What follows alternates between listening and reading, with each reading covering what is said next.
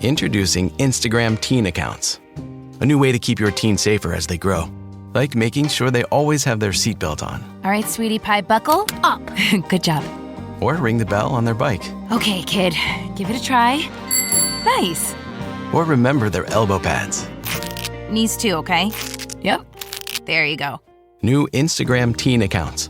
Automatic protections for who can contact your teen and the content they can see. Ryan Reynolds here from Mint Mobile with a message for everyone paying big wireless way too much. Please, for the love of everything good in this world, stop. With Mint, you can get premium wireless for just $15 a month. Of course, if you enjoy overpaying, no judgments, but that's weird. Okay, one judgment. Anyway, give it a try at mintmobile.com/switch. Upfront payment of $45 for 3-month plan, equivalent to $15 per month required. Intro rate first 3 months only, then full price plan options available. Taxes and fees extra. See full terms at mintmobile.com. Yeah, I got that one too. Fratelloni's Hardware and Garden Stores brings you Garage Logic Podcast number 1063, April 24th, 2023. 84 degrees on this day in 1962, 24 degrees on this day in 1975. And even though White Bear and Minnetonka are open, many of the lakes in northern Minnesota are still anticipating breakup. And you fishermen want to get ready with Ripple Lip.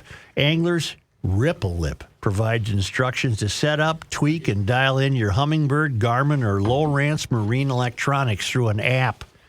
Go to ripplelipuniversity.com for details. It sounds pretty cool. You can coordinate all the devices.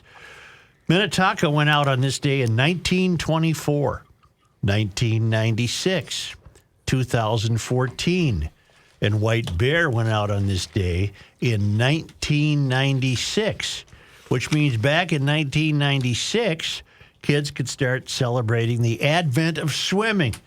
And they were bugging their parents to keep that beach free of weeds and algae with the products from Aquacide. Aquacide has been maintaining Great Lake shores for more than 60 years with a complete line of lake and pond control products that take care of anything from weeds to algae. The products are quick, they're easy to use, they're safe. There's no need to let weeds overtake your lake or pond this summer. Call Aquacide today. They'll help you identify your weed problem and make sure your place looks great all summer long.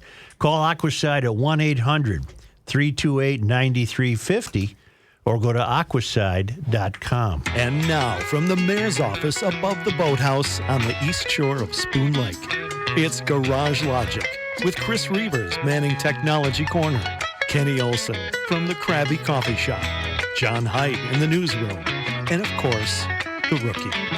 Here is your flashlight king, fireworks commissioner, and the keeper of common sense, your mayor, Joe Souchere. 2 leaving and 1 arriving.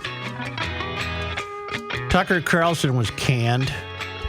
Don Lemon was canned. Those are the 2 leaving. Okay. Kim Potter is arriving back into the world. She was released from prison this morning. Is this an amateur link? No. Oh.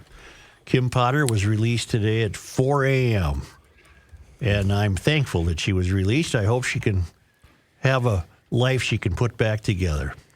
She made a terrible mistake, and she paid for it much longer than all of the youth who steal cars and run into people. Yeah, they didn't make a big deal about the fact that Dante Wright, killed a guy, shot him in the head. Right. And I saw the media again and again referring to Kim as Dante Wright's killer released.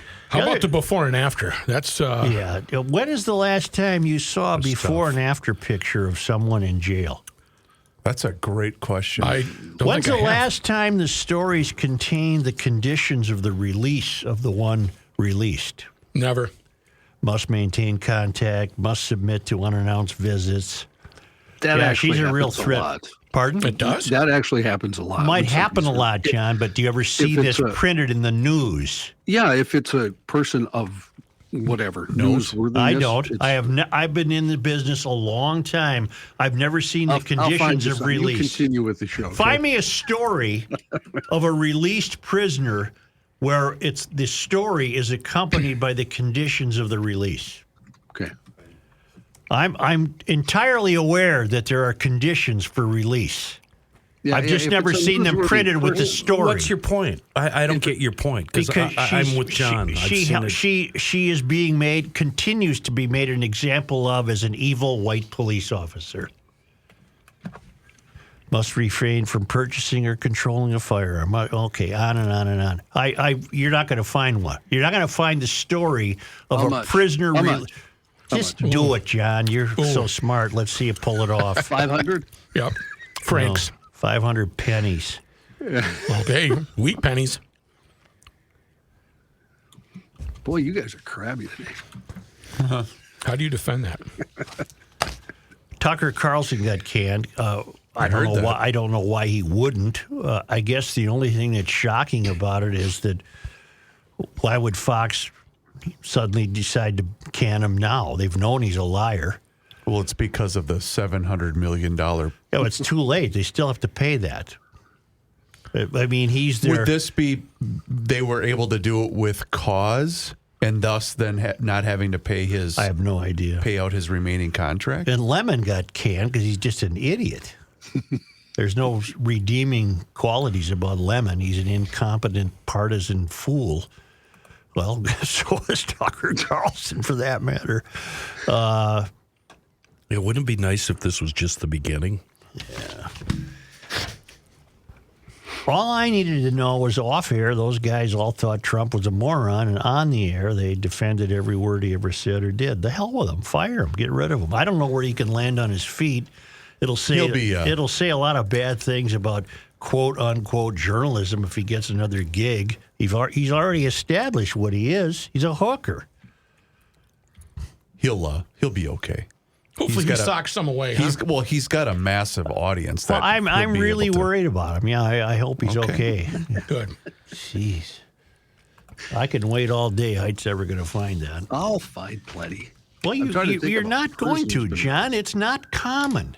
It's not at all common. I'll bet I could go back in my news file and find it in my scripts of prisoners that's happened to. Well, I've read on the air. You let me know. Okay. Tucker's last program was Friday.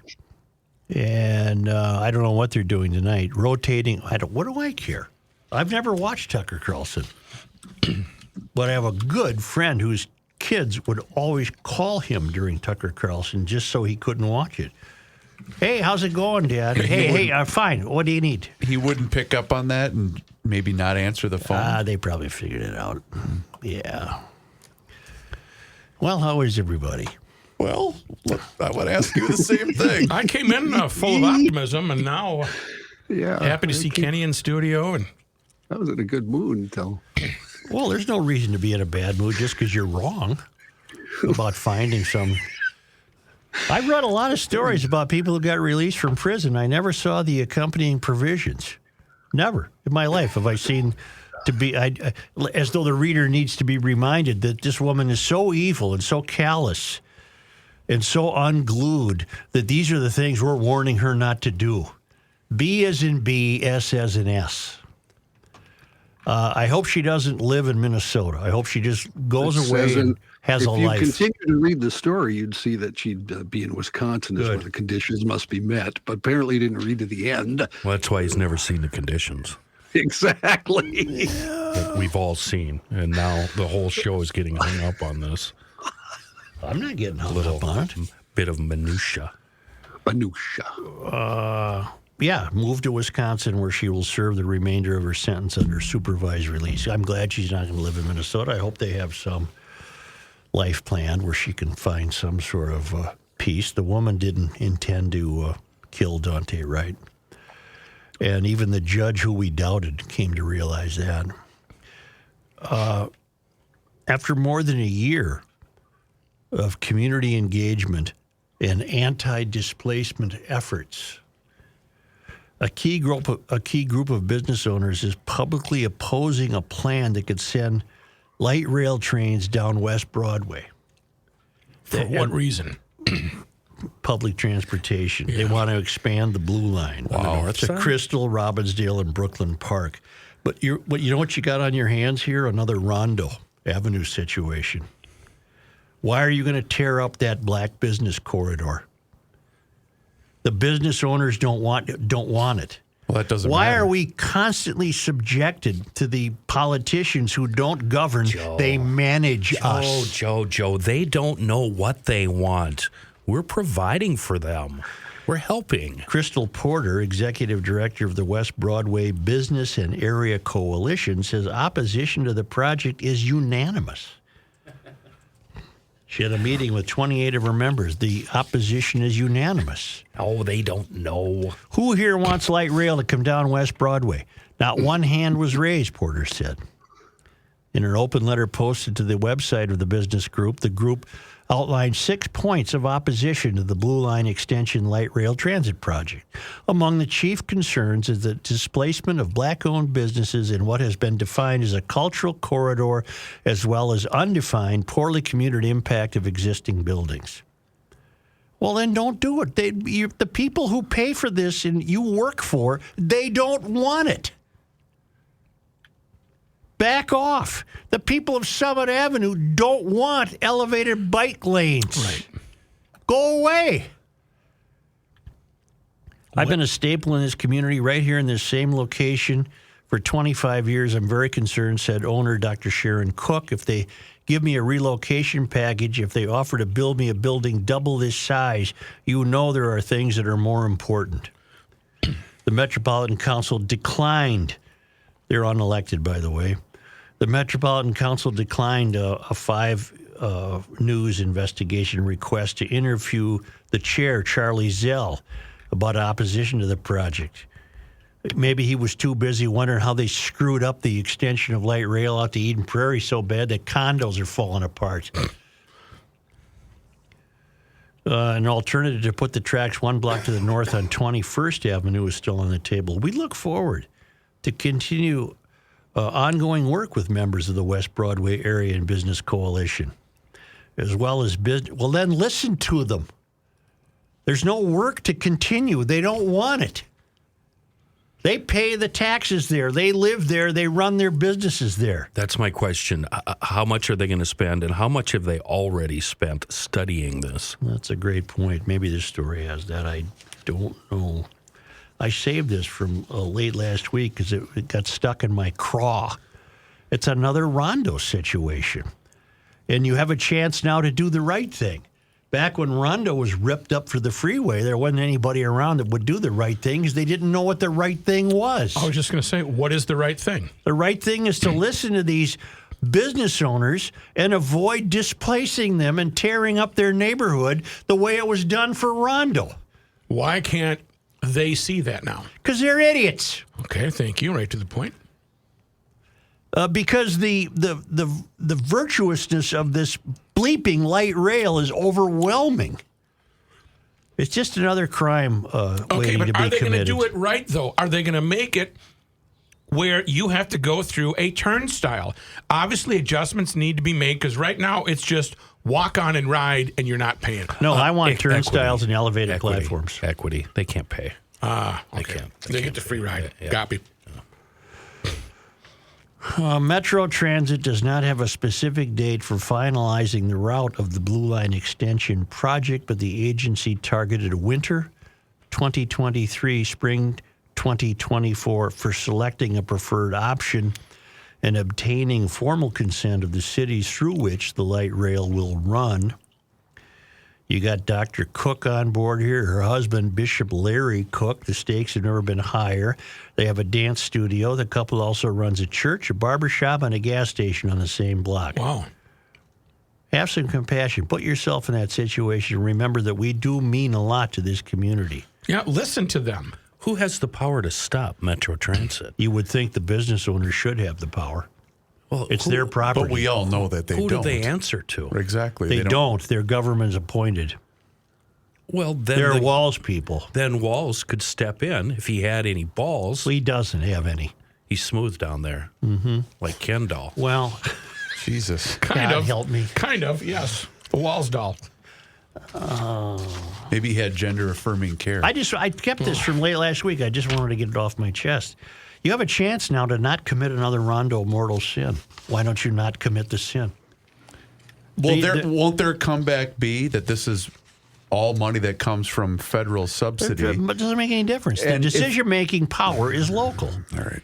Even with all the mistakes and setbacks they've been met with on the Southwest rail line, they're still forging ahead. Somebody sent me an email. I haven't seen it. Apparently, KMSP, which is Channel 9. Yeah. Thank you. They show their news anchors and weather people and whatnot riding to work on the train. And apparently, I'm so old. I remember when I brought that up on this show. I don't remember you bringing it up. I know. No one ever listens to me. When did you bring it up? When it first debuted about 6 months ago. Wait a minute. Oh, yeah, I'm going to remember 6 months ago that you brought that up. It's a promotion. My dimmer switch is sliding up. Now my light bulb's fully lit. Joe, the train doesn't run by Channel 9. No, they're in Eden Prairie. Yeah. Their offices are Eden Prairie, and apparently the train cars are full of extras. Right. Probably people reading the New York Times. Oh, sure. Like In their ties on. defense, it's a redo of an ad they did several years ago when light rail first. Was Kendall on? Is Kendall Yes. on? Oh, well, then I'm in favor of Me it. too. Yeah. Because Kendall's awesome. Find one yet, John? I didn't, but Okay. I'm just going to give up at this point and wait till a story comes out with that, and then I'll let you know about it. How's that? All right. Seriously, mark it on your little Post-it note there. I will. Like Don't the worry. Wild, you just caved. You had a power play. You caved. Yeah, I'll get pretty into much. this with Patrick, but It's their Monday. power play is not efficient. They gotta It's a tighten her up. bad power play. Tighten her up. They're too concerned with moving the puck around and waiting for just the perfect 100% shot. That doesn't exist. Joe. Shoot the damn thing. A guy kicked back in his easy chair watching the hockey game shouldn't have to yell at the TV. Right. That was despicable. I was last around night. people who were yelling, shoot the puck. Did you go So upsetting. Did you go full on Letterkenny? If it would have been there, I would have shot holes in the TV. I was so mad. Nothing so good angry. happens going from sideboard to sideboard to point to point What to the hell sideboard to are they sideboard to doing? point to point. Get it in the middle, throw it on the net. It might bounce off somebody's butt. And when they do decide to shoot the puck, it's from the blue line, and there's nobody there to deflect it in. Mm-hmm. What the hell? Let's go. And you can't really score very often from behind the net on a power play. Unless you do that trick. Where you Well, have the only puck on the- Gretzky I knew did that. Okay. I've seen him do it. Didn't that kid from Michigan I seen him. win the Oh, game? yeah. Don't bring that up. Against the I Gophers? seen him do it. You seen him? I seen him.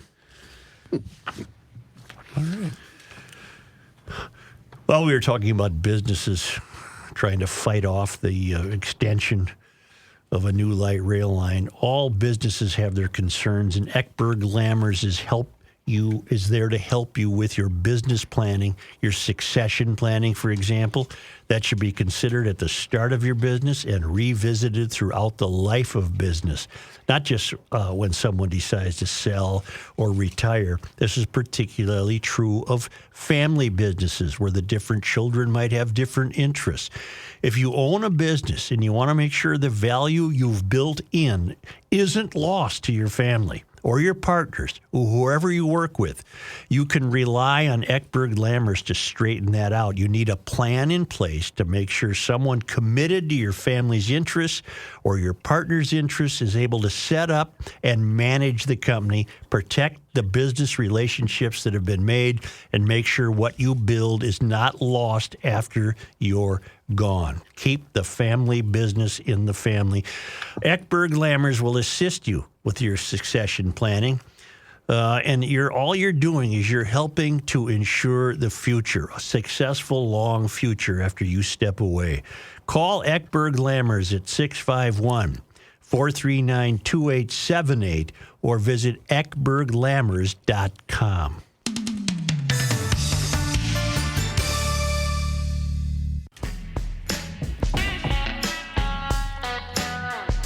This guy wears many hats, just not indoors. Joe Souchere. Big doings coming up in Monticello for 3 days. Moon Motorsports will be the center of Minnesota Power Sports Fun. Ground zero for fun. Don't miss out on 4 huge events, all in one weekend. Moon's open house, a tent sale, demo days. That's Friday and Saturday, May 5th and 6th. And then on Sunday, May 7th, Moon Motorsports is hosting legendary travel rider making her first appearance in years, Elspeth Beard. I couldn't get through it. I couldn't get through it. Cold copy. Elspeth Beard. This is a big power sports event. It's one of the biggest weekends of the year, featuring the steepest store-wide savings, an awesome selection of demo machines for you to try out, the widest selection of clearance merchandise, all under one giant tent, and then exciting storytelling and a presentation from one of the most epic motorcycle journeys ever. You can find out all the details at moonmotorsports.com. Mark it down, save the date, alert your buddies. The weekend of May 5th through the 7th is going to be a giant 3-day party at Moon Motorsports in Monticello, south side of 94, just west of 25. All events free at Moon Motorsports. They are our ATV, side-by-side, and adventure motorcycle brand leader. Are you aware of a road project on Bryant Avenue South in Minneapolis? Yeah. From about Lake Street to the Parkway, for example. That's sizable. So that's a north-south situation. Sure. Bryant Avenue. It made the front page of today's Minneapolis paper. And it's very puzzling because the whole project is really fouled up. And so many people had to sign off on it. How could this have happened? It's a $27 million project. What's gone wrong? Well, it's a bold and transformational reconstruction, Matt. Usually when that's in there, that means bikes. Got it. And it's turning out to be completely wrong. It's a bike and pedestrian-friendly project, half of which was completed last year. But it's resulted in the street now too narrow for fire trucks, snow plows, and garbage trucks. And it prevents people from going into their driveway if their driveway happened to be on the street. Okay. And Bryant was already tight, very tight. Now Minneapolis city officials are scrambling to come up with new engineering plans. I suppose they'll have to come up with another $27 million, too. At a series of public meetings, city officials apologized for the problems and rolled out a new design for the stretch now under construction. They explained that they're not yet sure what they'll do about the stuff they've already completed. Wow. We missed this one. Public Works Director Margaret Anderson Kelleher told a city council meeting. Pretty casual. We missed this one. That's just a street. I mean, it just runs from Lake Street to the Parkway. It almost would have been better if she would have said, "Our bad." Yeah, the casual Public Works Administrator. Wow. Does this fall under the you had one job? Pretty much. Mm-hmm. Wouldn't that one job when you're doing streets be to make sure a fire truck could get down the street? That should be right up there, one or two. I would think a fire truck's right up there. At least two. What about the bikes, Joe? Can the bicycles? No, I put the bikes below a fire truck. Oh. I have a question. That's under normal circumstances, right? In what sense? Well, is Margaret Anderson Kelleher aware that, 6 months out of the year we get some snow and sometimes those curbs go from right here to about right here? Yeah. Well, like Kenny says, you were working with a tight street to begin with. Wow. And now you've got it. So I don't, if the garbage, I'll give you garbage trucks. Yeah, figure something else out. But a fire truck doesn't fit down the street. How about an electric fire truck? We missed this one. Public Works Director Margaret Anderson Kelleher said she doesn't have a dash there. She doesn't have a dash. I thought there was a dash. No. She's referring to how a host of city departments, including fire and emergency, apparently signed off on this. They agreed in 2021 to a design they thought would work until it didn't. It's a $27.6 million project aimed to completely rebuild and even reinvent. That's the problem. Here we go. Too many of your lefties are in the reimagination business. Reinventing. They're trying to reimagine stuff that works. They're trying to fix stuff that isn't broken. If it ain't broke, don't fix it. If it ain't broke, break it and fix Then the we'll fix hell it. out of it. Yeah. $27.6 million project aimed to completely reinvent and rebuild the 2-mile stretch of Bryant South between Lake and 50th, which is what? That's a block shy of the Parkway system. And then there's a nice picture here in the paper, a schematic. And what had been a tattered and drab stretch of concrete and pavement where cars and bikes fought for space.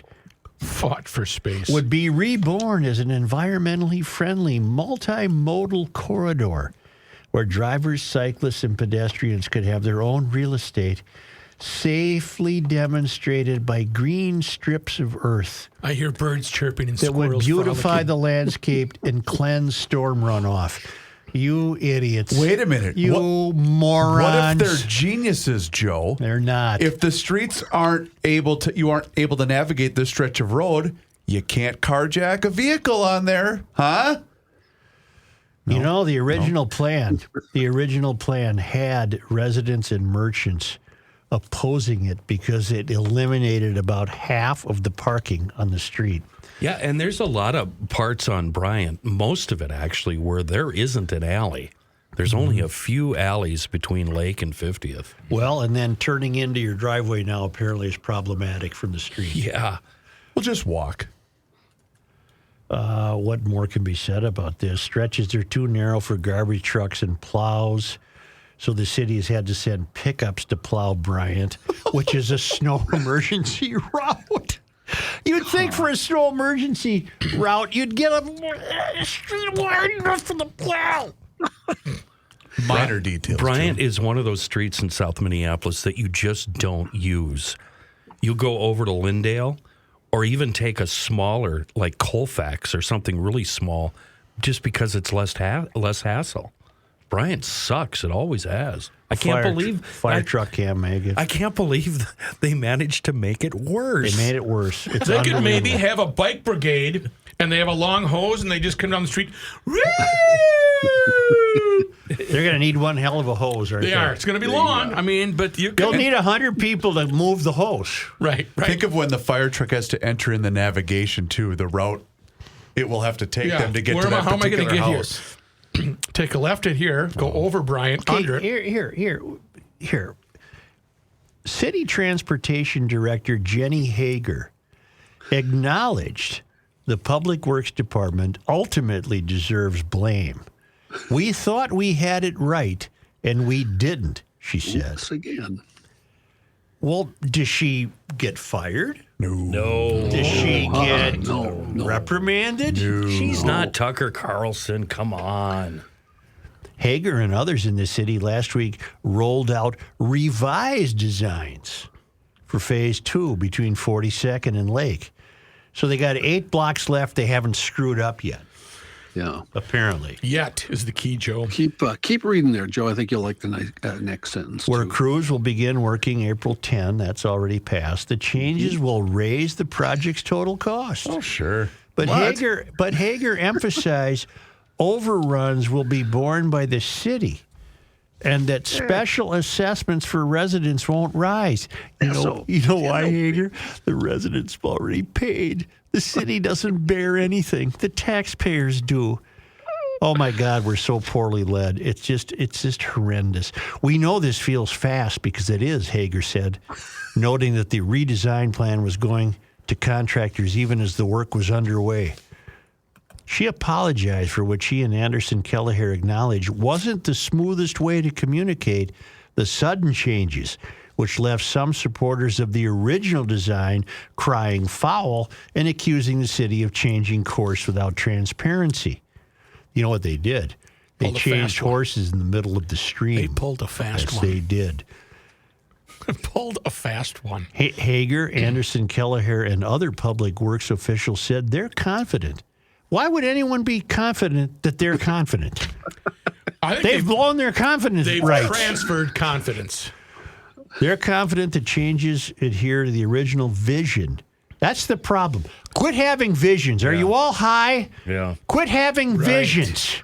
The vision should have been repave it and redo the curb and gutter and get the hell out of there. Visions are not good. Your visions don't work. Sugar plums dancing in your head. Hager Anderson are confident that changes adhere to the original vision while ensuring that emergency vehicles will be able to operate on the street. They might drive across your front yard, but they'll get there. Right. They might hump up over the curb, onto the sidewalk, knock a kid off his bike wheel. Tear up your landscaping. Driver's side parking was scrapped, reducing the amount of parking on that stretch of Bryant by 26%. In the city where you need it, especially in the winter. Hey, you're getting a green strip. I don't know what the hell. The amount of green space will be reduced by 13% from the original wish to increase it by 26%. Yeah.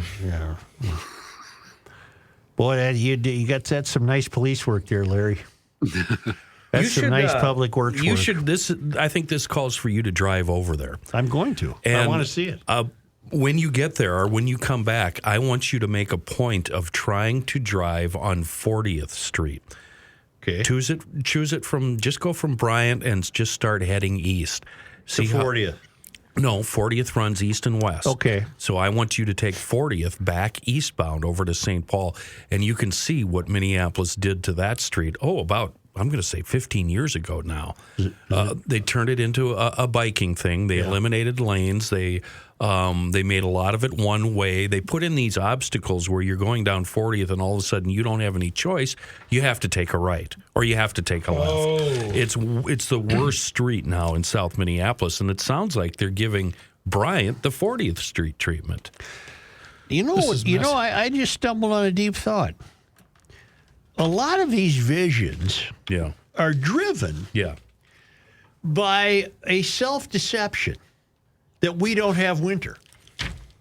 A lot of these visions are manufactured apparently without taking into consideration that what you're envisioning doesn't work a minimum of 6 months a year. Okay. They've done it all over both cities. It doesn't work. No. They got to plow these things if they plow them. Well, St. Paul says it'll melt. Right. I guess it did. You got to quit having your vision should include 6 months of winter. That's what we have here. November, December, January, February, March, and this year, April. 6 months of winter. But your vision should also... So I don't want your vision unless your vision has winter in it. Or today in it. What do we have to do infrastructure today? All the visions are oriented on hating the car. Yep. And your visions don't help anyone. Hell, this doesn't help a bicyclist any more than it helps a motorist. Just makes things more crowded. Imagine a future. Do you turn that woman off? I was going to say, this isn't just statewide, Joe. We can really get to the core of a lot of transportation issues at the top. That would be Pete Buttigieg has your answer on the transportation problems that plague our country. Okay. Of both profound challenge and historic opportunity for U.S. transportation. On one hand, our transportation systems are still grappling with the consequences of the pandemic, climate change, and decades of disinvestment. Let me ask you something. Check this out. We just went through this here locally during the Mayor Carter's State of the City address, when we also heard about years of neglect, just like Pete just said. Yep. Why do they and it's not Carter alone cannot be blamed for the years of neglect. That can fall onto the shoulders of all mayors. But why is it that they get away with this continually saying, we've neglected this stuff for years? Well, you were the people in charge. Why did you neglect it? Why did they get a pass? Well, we had needs in other areas, Joe. We have equity officers that need compensation for our programs. Meanwhile, we got bridges that are coming loose, and you haven't tightened up the screws. Why? Good way to put it, huh? Well, you're probably referring to maybe bolts. I don't think a bridge is screwed What together. Sandpaper. I need some sand her boards. down and repaint it. Why do public elected and unelected officials, do they not have any shame? No. How can they continually say, like this Pete Buttigieg knows no more about transportation than the average house pet? And he's saying, well, it's climate. Average house pet. What has climate change done to the streets of St. Paul? But also nothing. the consequences of the pandemic? Yeah. What did the streets get sick? They might have. Did we vaccinate I don't them? think the streets are vaccinated. That's the problem. See, Or boosted. That was an option. I don't think they're boosted. I would guess that he meant they didn't see the maintenance they should have, maybe. Okay, I'll give him that one, Kenny. Good point. So here's Kenny trying to be reasonable. Well, every but that time, makes every sense. time I try to be reasonable, I ain't giving him. I fail. I ain't giving him climate Well, he's change. unqualified for the job. He's on the third rail. And to answer your question, what was it? Do they have no shame? No, they have no shame, no pride, no common sense. He's too busy licking the third rail and hanging on tight to worry about shame and pride and common sense. You've got a director of public works, Margaret, and you've got city transportation director, Jenny Hager. You've got the heads of the fire department and the garbage department, and all of you apparently really got this wrong. You really got it wrong. Will any of them suffer a consequence? No. Hell, they might get promoted. Why in God's name wouldn't you suffer a It's bad enough. Here's another way to say it. It's bad enough that the political class, the closer you get to the country's tallest buildings, keeps inventing jobs for which there is no means to measure them for accomplishment. Here, you have a job that can be measured for accomplishment. They failed, and nothing will result of the failure. They won't lose a nickel of money. They won't lose a nickel of benefits. They won't lose a minute of seniority. Nothing will happen to them, even though they're admitting we really missed this one. If anything, Joe, the opposite will happen. They'll put this down on their resume with pride, and they'll highlight it and put it in italics, and they'll send it off and get a better job. Because it's a vote for democracy. You know, I have to surrender. If you appoint a director of equity and inclusion, and you're going to pay that person $110,000 a year at City Hall and full benefits, I surrender. You've got me fooled. There's no way to judge that position for any accomplishment. There's no way to measure it for any success. But now you're telling me you're taking public works out of the purview. You're taking a street, which I can see and touch and drive on. You're saying that, and your work also can't be measured for accomplishment. Because I can say that with confidence. If your work could be measured for accomplishment, which it certainly should be, you'd all be fired. And you're not going to be. Third rail, baby. Well, third rail. This should make you happy. And how about the poor saps who pay taxes and live on Bryant? Right. Yes, Kenny, what should make me happy? On the state level, we're giving them all a pay raise. I saw that, Ken. Yeah, we're gonna bump it up. Oh, why not? Bump it up. Why not? Got to keep up with the well, times. You got $18 billion just dying to be used there, you know. Why don't we take a time out? When your air conditioner, heating unit, air purification system, whatever it may be, if it's making funny noises, it's time. It's the season to get in touch with Ray and Welter Heating, air conditioning and air purification. They're local. They're not on Bryant, but they are in Minneapolis for the past 100 years, and that's 4 generations of know-how. Go to their website, welterheating.com. And you can see there's a Q&A session that Rick had set up, and it might answer your question without them coming out to do an appointment. They're not on the money grab here. They're slow and steady. They want to win the race. They want you to remember that if you have a problem, you're going to call Ray and Welter, and that's why they're getting the word out here on Garage Logic. If you want to talk to a live person, not a recording. Press 0 for someone. No, 612-825-6867, 612-825-6867. They will answer the phone, and they will answer your question, or they'll make an appointment, whatever the case may be. Poke around their website. And remember, they're not fly-by-night. They're going to be here tomorrow. They don't have a funny jingle. They're not advertising craziness. They're advertising slow and steady wins the race. That's how they do business. And I've worked with them, and they are extremely, extremely professional. I loved what they did at my house. 612-825-6867 or online at welterheating.com, and let them know you heard it on the Garage Logic podcast. Not a Garage Logic town council member? Here's what you're missing. It was an alien show. Skinwalker's Ranch. Yeah, is that fake? No, that's a real place. I'm purposely avoiding it because the experts are calling BS. I watched it yesterday. I think it's a bunch of hogwash. Lots of weird stuff happened there, man. Well, but they go up in the chopper, and there's an electromagnetic. It's throwing the chopper around. I thought it was bull. We're live on the town council. I still thought it was. Go behind the scenes of Garage Logic with unfiltered audio and video access, invites to exclusive events, an emailed newsletter from the mayor himself, and more by signing up at garagelogic.com. I know what you'll lead with. No, I won't. Here's a man who spends hours in hardware stores, sifting through the nuts and bolts of life. Joe Souchere. Yeah, ProTurf treated lawns, they've already greened up.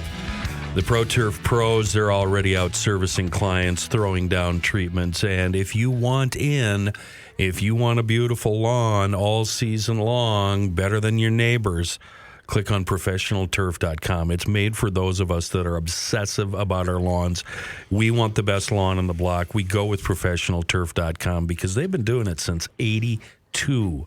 They do it the old-fashioned way. It's like how business used to be conducted, in person, face-to-face. They're going to set clear and accurate expectations, and they're going to combine their 35 years of experience with your ideas and then come up with a service program that will exceed your wildest dreams. You'll have your own fertilizer and weed control plan that's environmentally safe, guaranteed for superior results. And if you see something between visits, don't be afraid to call them. They've got the Toot Sweet deal. They'll be out there right away. A beautiful, healthy lawn, that means no crabgrass, no dandelions, no broadleaf weeds. It's yours. Just click on professionalturf.com. Remember the other day I told you I dropped something in the engine? And I bought a long dowel, wooden dowel, very thin. And I must admit the CP helped me. And just put masking tape over the end of it, bunched up, and then reached down there, and with her steady hand, she stabbed it, brought it up, bing, bang, boom. Smart. Out of there. What else did you guys do? And I bought a magnet at Fratelloni's Hardware and Garden Stores. Yeah. And when I got home, the magnet wasn't in the bag. But I didn't keep a receipt, so I could go back in there and say, hey. Did it stick to the counter when you... I don't know what happened to it. Yeah. It turns out a magnet would not have worked anyway. Here's John Heidt. That was very funny, Chris. Thank you. This you done for the day now? I am. I didn't even hear what he said. I know. Did it stick to the counter? It's a magnet because magnets stick to stuff. And sometimes counters are made out of metal. So when you would have walked to the counter, you would have set it down and gave them $6 because all you do is pay in cash. And then when you went to go get it, then it would have been like. If you could never use that voice again. I love using that voice. Well. John Heidt. The rest of the world doesn't. I know. This news is brought to you by ProfessionalTurf.com. Legislators in the Minnesota House of Representatives are set to debate and vote on a bill that would legalize recreational marijuana in Minnesota. That bill would allow adults 21 and older to buy up to 2 ounces of cannabis at a time and cultivate up to 8 plants, as long as only 4 are mature at any given time. Minnesotans could possess 2 ounces in public and 5 pounds at home. Home delivery from licensed cannabis would also be allowed, and prior marijuana convictions would be expunged. DFL lawmakers who control both chambers of the legislature and Governor Walz have expressed support for the bill. However, neither chamber has passed it yet. A new survey from KSTP Survey USA said 58% of Minnesotans support full legalization of recreational marijuana. 26 wanted to remain against the law, and of course, 15% just aren't sure. What I've always struggled with is it's the same liberals who were petrified and terrified if somebody near them had a cigarette are now endorsing the use of marijuana, which has the same carcinogenic material that a cigarette does. Okay. And I've come to the conclusion that it was easy for the left to hate cigarettes because they were produced by evil corporations, whereas dope is innocent and full of rainbows and unicorns, and a guy can do it in his backyard. So therefore, it's okay. It's the same stuff that gives you lung cancer. That's the only trouble I have with this. The same lefties who cried foul at cigarettes. I'm not defending cigarettes. I quit in 1987. I'm not defending cigarettes. But the same people who wanted you never to get near a cigarette. Put a check for $1 million in the scan bucket. My God, every time you bring this up, I have to bring up the true fact of the matter. Edibles. Never mind. Never mind. I expected more of a. Come on, well, and the other but edibles is only edibles will be for honest people.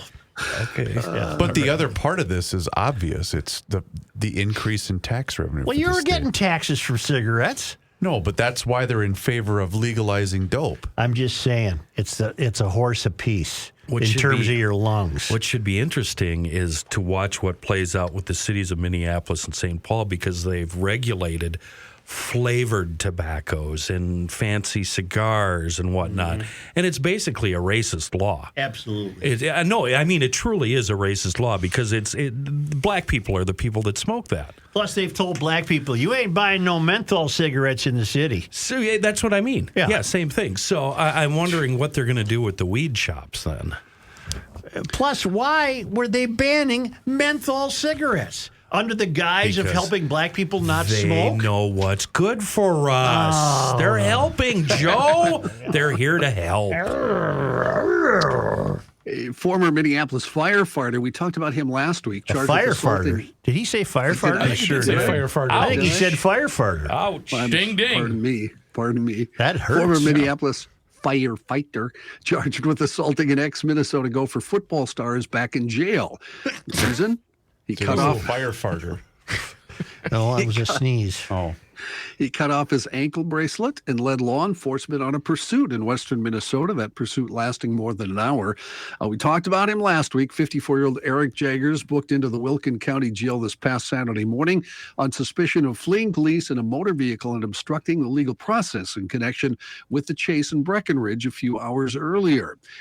Jaggers, who had worked for the fire department for 24 years until he retired in February, had been charged last Monday in Hennepin County District Court with second-degree assault with a dangerous weapon and threats of violence with reckless disregard in connection with the encounter that occurred on April 14th in the 4000 block of 17th Avenue South. He was jailed from the day of the assault until his release Thursday. The victim was 44-year-old Tellis Redmond, a running back with the U of M football team back in 1999 to 2001. At one point during an assault, Jaggers told Redmond he was a firefighter and would be able to avoid getting in trouble because he knows police. Defense attorney Peter Wald told the Star Tribune his client is dealing with mental health issues that he's going to address. On this past weekend, Breckenridge Police Chief Chris Carlgard said Jaggers aroused suspicions while at a gas station shortly before 7 in the morning.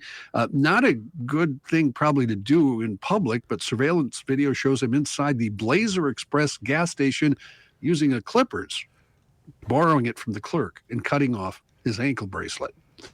According to the police chief, Jaggers fled police in Breckenridge on a northbound Highway 75, only to head back into town. Eventually, he was stopped, hit a sign at Highway 75 and 210 in Breckenridge and stopped. Well, he got out of the truck. Yeah. It really is. He got out of the truck holding a bow. Officers deployed less than lethal rounds and arrested Jaggers shortly after 8 in the morning as he resisted arrest. It was a long story because I had to go over last week's story because you guys have shown how senile you are about remembering old stories. So I just have to repeat the last week part. What was I going to say? I had two things. So long a story you don't remember. First of all, no, the courts and the judge. This guy obviously a threat to run. He's nuts. What the hell? They should have locked him up at the get-go. Number two, when's the last time you went by a blacksmith shop? You haven't, because they don't exist anymore. I can't think of one. Yeah, they don't exist. Let's go back to the big ball and chain. Yeah. That'll slow them down. That really would slow you down. You're not going to find a blacksmith to cut that thing off. Right. Kim Potter, as Joe told you about earlier, the former Brooklyn Center police officer convicted of manslaughter in the death of Dante Wright, was released from prison around 4 this morning. She'd been serving behind bars at the Shakopee Women's Prison since February 17th, 2022. Potter received a 2-year sentence for the crime of first-degree manslaughter, but in Minnesota, convicted felons are only required to serve 2/3 of their sentences in prison. The remainder of her term will be served on supervised release. A statement from the Minnesota Department of Corrections said Potter will serve the supervised release in Wisconsin. A couple of horrible ATV stories in Minnesota this weekend. 2 fatalities resulting from a Washington County accident and a third due to a Chisago County accident. The most recent death involved a 13-year-old boy who was injured when the ATV he was driving rolled over and crashed in Lent Township. On Saturday, the accident on Kale Avenue off Ivywood Trail reported at 12:20 in the afternoon. The victim was wearing a helmet. The boy was flown to St. Paul's Region's Hospital, where he died later. Authorities identified him as Mason Lee Demenge of Chisago City. In Washington County, 2 10-year-old girls died Saturday after an ATV crash in Afton. First responders and deputies called around 5 p.m. to the 1000 block of Neal Avenue South. According to the Washington County Sheriff's Office, authorities found the girls trapped under an ATV and gave first aid, but the girls were pronounced dead at the scene. Were they full-sized ATVs, I wonder? Sounds like it. High center of gravity, low rider weight. Got to get them the right size, folks. President Joe Biden might be 48 hours away from announcing his re-election bid, but nearly 3 out of 4 Americans are hoping he has a last-minute change of heart. According to a new poll out Sunday from NBC News, 70% of Americans do not want Biden to run for a second term, compared to only 26% who do. Among those who don't want the 80-year-old president to pursue a second term, 69% cite age as the main reason. Worse yet for Biden, the new survey shows him facing a steep uphill climb, depending on who runs in the Republican Party. The NBC poll shows 41% of Americans plan to vote for Biden, compared to 47%. To you. Happy birthday to you. What's her name again? Happy birthday, dear Valen. Happy birthday to you. Run, Joe, run!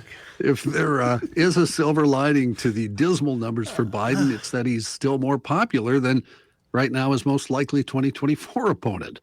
In all, 38% have a positive view of Biden, compared to 48% who have a negative view.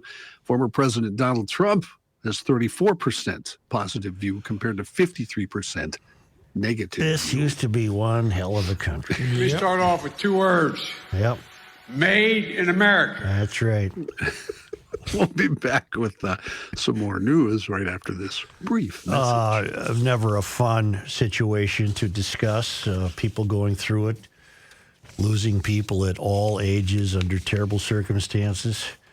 Mueller Memorial has been helping people come to grips with these realizations for more than 70 years. That can be a frightening prospect, but Mueller has been handling this for more than 70 years, helping you realize that you're about to celebrate lives well lived.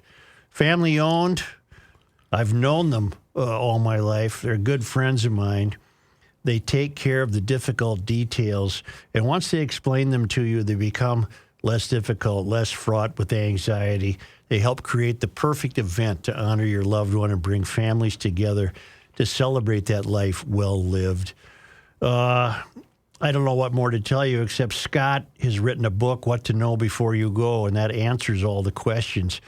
It becomes less overwhelming then, less frightening, because Mueller's a strange cat. He's very intuitive, very friendly. He knows how to put his arm around you and take care of these things. Get a hold of them at MuellerMemorial.com.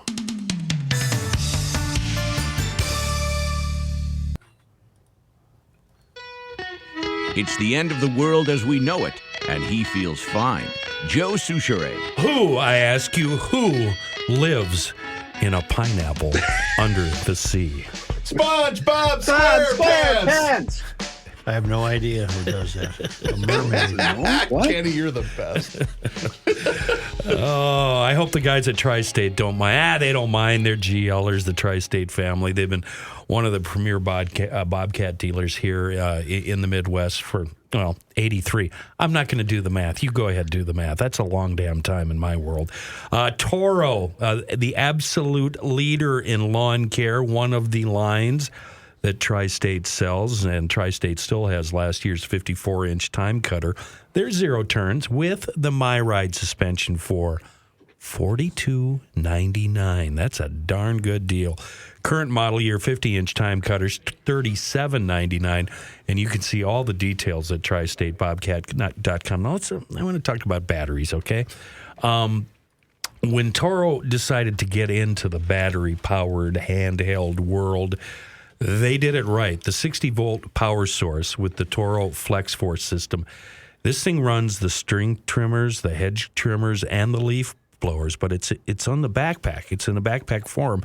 That means the implement, the tool you're using, nice and light. And the battery is interchangeable between all of them. It's amazing. And if you get a chance, if you're in a Tri-State near you, check out the Toro Hypercell battery systems that run commercial-grade lawnmowers with all-day run times. You know what kind of abuse these things take. That's amazing technology from Toro. Tri-State Bobcat, you'll find them Hudson, Little Canada, and Burnsville, plus Mankey's Equipment in Owatonna, and, of course, on the web, tristatebobcat.com. News continues as the date to raise the nation's $31.4 trillion debt ceiling looms with no deal in sight. Wall Street traders and executives are starting to get a bit nervous that President Biden and Republicans won't resolve the impasse until it's too late, and that's sparking increasing concern about a potential threat that could rock markets and tilt the world's largest economy into recession. Wall Street investors react to a possible default is crucial because they're the ones who finance the country's enormous debt by buying securities that Treasury sells to fund the government. Up to this point, both Biden and Republican House Leader Kevin McCarthy haven't moved from positions on the matter when it comes to negotiations. This should end well, right?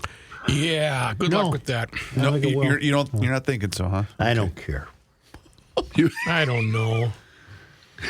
Huge shakeups in the media world today, the national media world. Fox News says it's agreed to part ways with Tucker Carlson, its popular and controversial primetime host. This all happening a week after settling a lawsuit over the network's 2020 election reporting. In a short, terse press release, the network said that Carlson's last program was this past Friday. Carlson, who was highly rated but had come under scrutiny for his take on various issues. And then, of course, the emails issued in the wake of the $787.5 million settlement Fox reached with Dominion Voting showed that he didn't really believe there was any election fraud in 2020. Despite that belief, he kept promoting the idea on air that it actually happened. His emails also showed that he disliked Donald Trump, wished he would go away. On air, he's saying a different tune. Wouldn't Hannity and Ingram have to go too then? They were doing the same thing.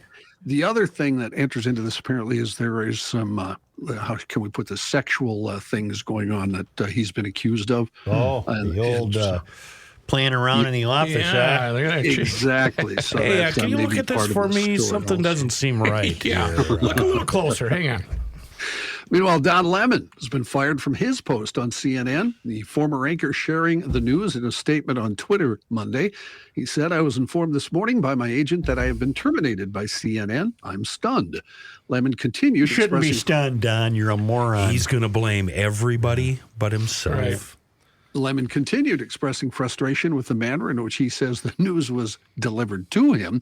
USA Today has reached out to CNN and Lemon's rep for comment, and they've had no comment to this point aside from his tweet. The news of Lemon's termination comes on the heels of reports of alleged misogyny in a lengthy piece that was written by Variety magazine. Misogyny. He didn't like women? Yeah. And he apparently behind the scenes and on the scenes, he had some issues the past month or two also. I saying see. Things he probably shouldn't have. CNN's been hiring some big girls. I wonder if that's for diversity. Maybe that's what he said that got him in trouble. Oh, maybe. I don't know. You want to join the list?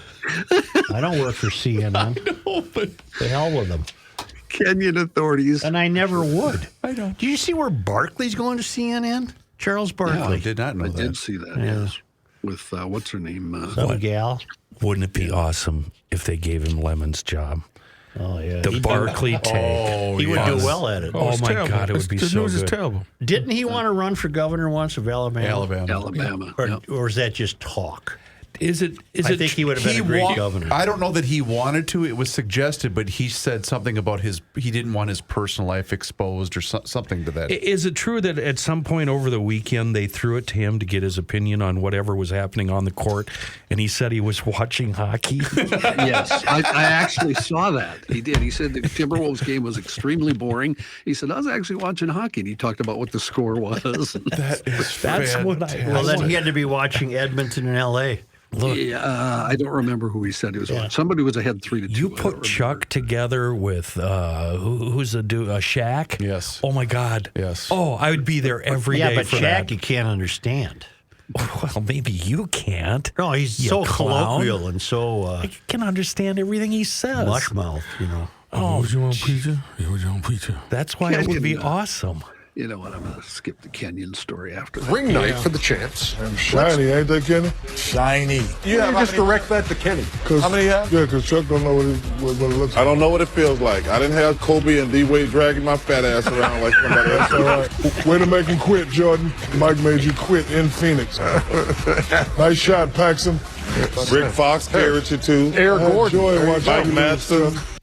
I could watch that for days.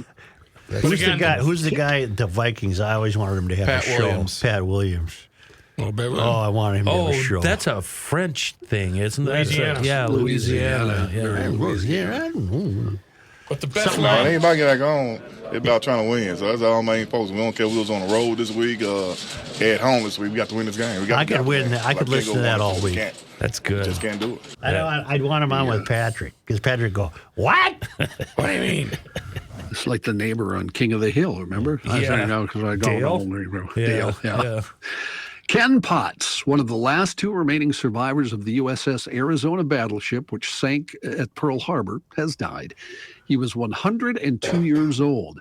He died Friday at his home in Provo, Utah, that he shared with his wife of 66 years, according to Randy Stratton, whose late father, Donald Stratton, was Potts's Arizona shipmate and close friend.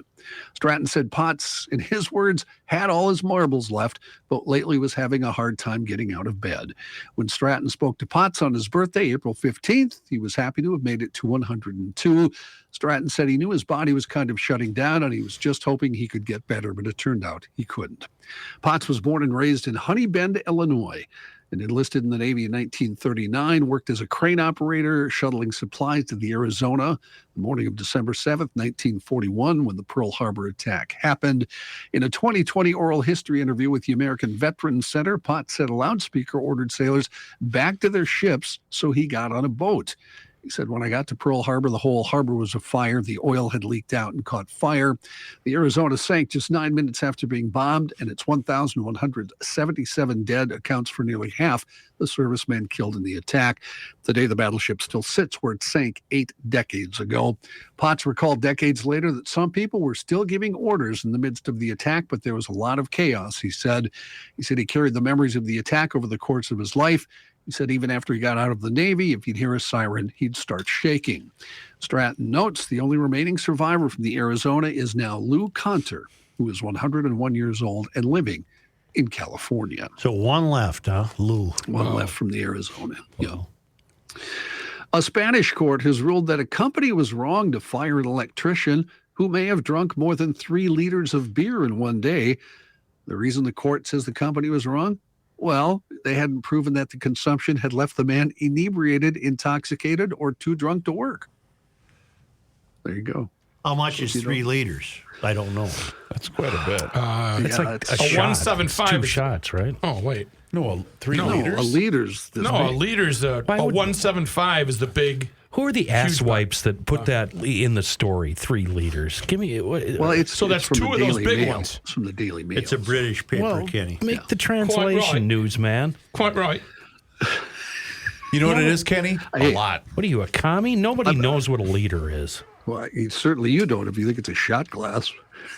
The High Court In the southeastern region of Murcia, found the electrical company had provided insufficient grounds for the man's dismissal and ordered it to reinstate the sacked worker. Watch this. Or pay him £47,000 in compensation. There you go, Kenny. There you go, Kenny. Kenny, there you go, £47,000. But the house he was working on no longer exists.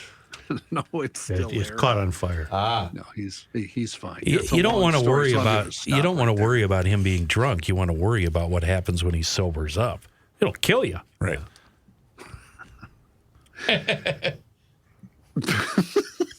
And finally, finalement. Thank God. Yeah. They're putting out a call for all Kyles in Kyle, Texas. The Texas city located on what a wacky bit. Highway 35 north of San Antonio wants to set a record for the largest gathering people with the name Kyle. Wasn't there somebody here named Kyle? Cousin Kyle. Cousin Kyle. Kyle Sheely. Yeah. They call it the Gathering of Kyles. It's scheduled for Sunday, May 21st at Lake Kyle Park. Get it? No, I don't. No. Okay. According to the Guinness World Records, the city of Kopreski Kuski in Bosnia and Herzegovina has the largest gathering ever of people named Ivan. About 2,300 Ivan showed up for that record setter in 2017. More to that story, too, but I'm just going to Ivan Drago. I wonder if they ever call for all the Joes. There'd be a lot of them, wouldn't there? That'd be a lot of Would you go down? Joes. Oh, yeah. Sure. That'd be pretty good. Hey, I'm wouldn't it? here. Yeah. What's your name? Joe. Rick. Yeah. Hey, Joe's finally here. Yeah. Well, John, that was something. Thank you very much. Last couple stories. Thank you very much. Fell off Joe hadn't quickly. stolen so much of your material, you know. Yeah, I know. I had to skip a bunch of stories. What are you going to do? May I say something about the affirmative care bill that now is passed in Minnesota? 34 to 30, Joe. A number of emails pointing out, okay, so let's say a kid does get to Minnesota to seek the care and becomes a ward of the court. Are the taxpayers then paying for that kid? I would assume so. And everything that follows, the surgeries and the mutilations. We got all the free stuff here, Joe. Yeah. I was just wondering, who pays for this? Would have to be the state, right? It would have to be. You would think it would have to be the state. Yeah. Joe, this is the best state to raise a child, according to Governor Walz. Really? That's what he said. Really? Well, if the kid can stay alive, it'd be great. Yeah. Yeah. You know what else is great? In this state, how charitable we are. We're very charitable. And I want to tell you about Minnesota Masonic Charities online at mnmasoniccharities.org.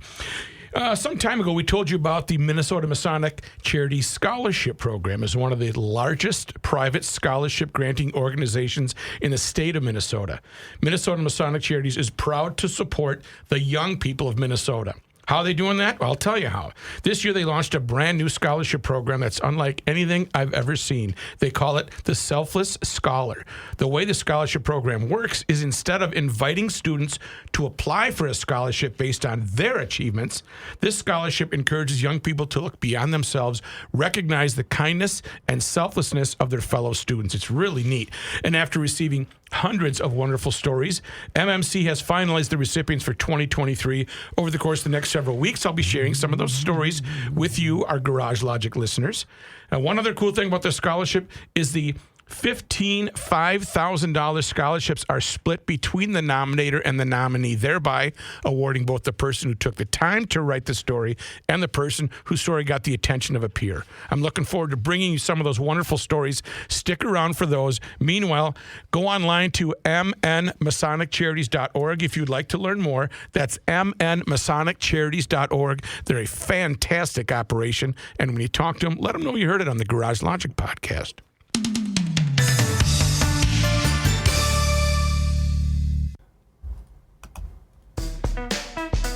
You cannot stop him. He'll just make a move. Joe Souchere. Yeah, the sun came up today, just like it did in 1999 when DK Mags threw open the doors for the first time. And 10 a.m. every day since then, 10 a.m. Let's go. Happens every day. Inside, within the walls of DK Mags, you'll find a wide selection of all sorts of firearms, including pistols, revolvers, shotguns, rifles. You'll also find ammo, magazines, parts, accessories, and gunsmithing. It's a full-service gun shop serving the entire Twin Cities metro area and beyond, and they do that with a fantastic website, dkmags.com. Special orders, absolutely. They did a special order for me years ago, and boy, did that go smooth. They'll be glad to help you find the exact firearm or accessory you've been looking for.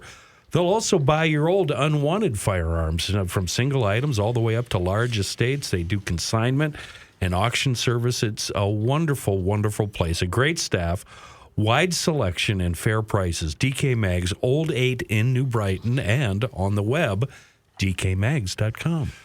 Time magazine, which used to be a real magazine, has an editorial saying that Earth Day should be a religious holiday. No. Well, that's inevitable. We've often likened the similarities between Earth Day or Earth worship and real worship. Time magazine has seen fit to publish an opinion piece urging religious observance for the planet and its self-appointed watchkeepers under the headline, "The Case for Making Earth Day a Religious Holiday." On this 53rd Earth Day, which was Saturday, we thought it was useful to pose what a real Earth Day should represent and how it could form a central time for a new approach to worship. The plea for reverence was based on their assumption that nobody really cares anymore because Earth Day, to their mind, has been a success. A success of what? That every day is Earth Day and we don't really need it one day to celebrate it? Even though they're calling for it to be holidized? I guess. Holidized? Holidized? It is now. It is on down under. He's going to be holidized. Are we proposing a whole new religion? We're not quite sure. Maybe an old one. The core of all religious feeling is the sense that we are part of something much larger in space and deeper in time than ourselves. The world is certainly that. At any rate, we do know that spiritual inquiry, just like scientific inquiry, is not static. Likewise, a whole new continent of scientific knowledge has been revealed to us since America's first and second religious great awakenings. It seems perfectly reasonable and spiritual to us that in a new great awakening, this new knowledge continent be incorporated into a progressive wisdom of life, death, and universe. They further argue that the planet needs our praise and our reverence because we must make nature central to our belief system with Earth Day or any number of Earth-focused ceremonial days serving as regular reminders of what we owe our home planet. Well, in other words, they're advocating for paganism.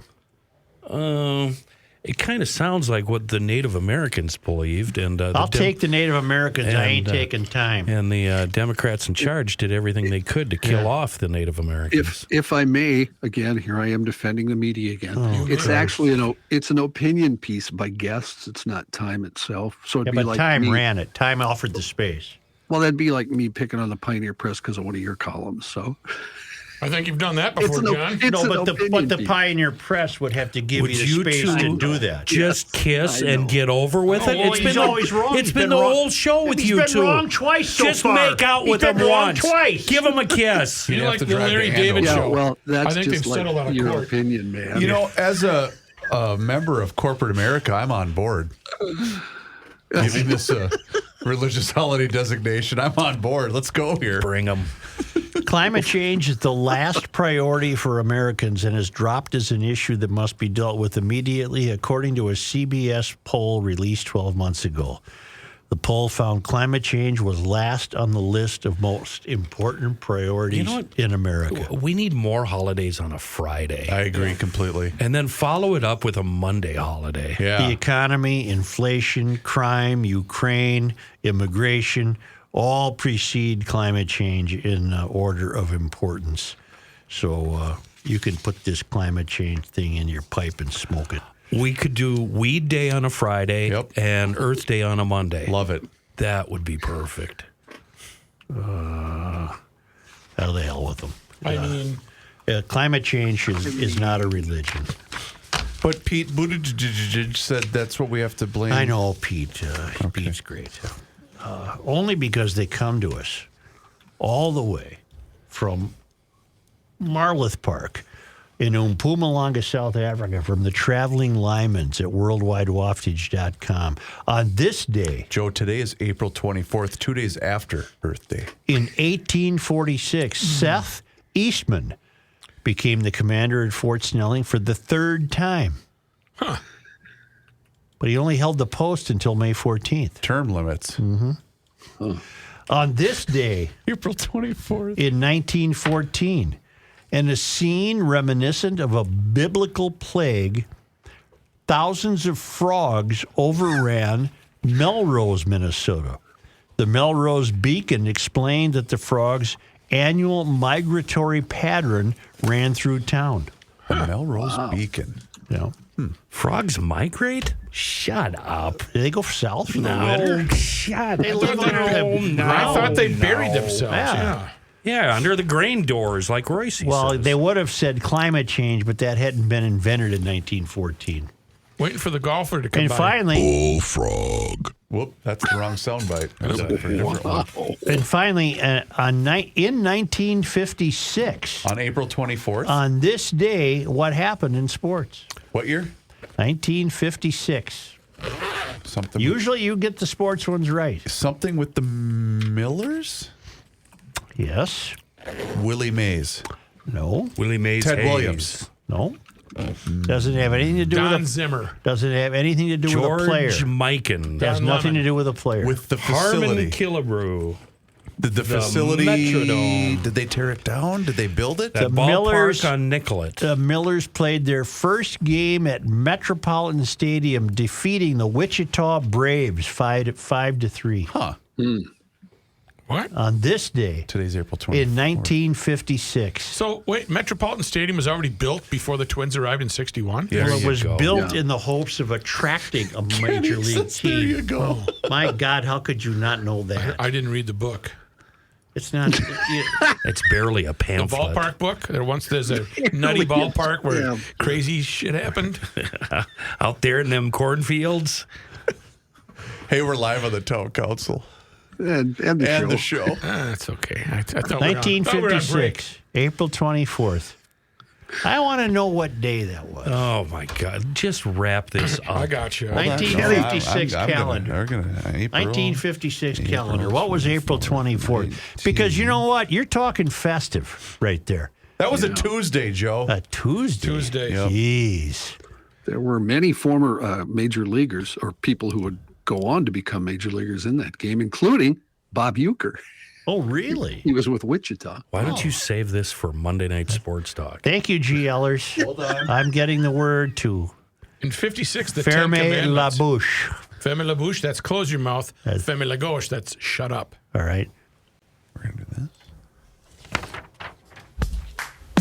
GLers, listen to the Rook here. Listen to the Rook because if you have not already subscribed to Garage Logic on YouTube, there are a lot of people that have found what a gem it is. There's a lot of stuff that goes on and gets posted there. Subscribe to Garage Logic on YouTube. Also, PodMN on your smartphone. That's a great way to learn of brand new podcasts that may or may not interest you. I'm not sure which. You got to go check it out yourself. And remember to go to GarageLogic.com. Sign up for the Garage Logic Town Council for $10 a month or $100 for the year. And you will be rewarded with a $10 Fratelloni's Home and Garden Store gift card. $10. That's wonderful. Plus, when you're on the Town Council, you'll get insider information. You'll get Town Council audio. You'll get video. You'll get it all. Just go to GarageLogic.com.